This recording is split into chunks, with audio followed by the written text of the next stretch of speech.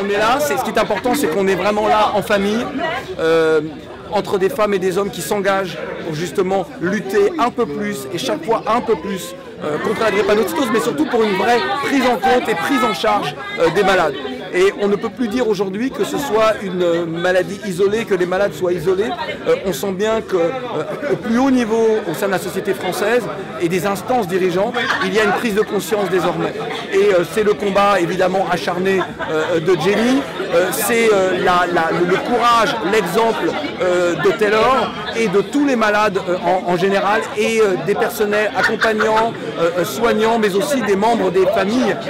de celles et ceux qui ont un enfant malade, un proche malade, et qui par aussi leur courage, leur engagement, leur détermination, eh bien, ont réussi à faire en sorte que la drépanocytose soit un peu mieux prise en compte par les instances dirigeantes. Mais le travail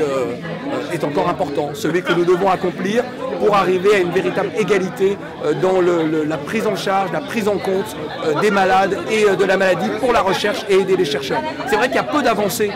ces derniers temps sur la recherche, mais les avancées qui ont été opérées sont des avancées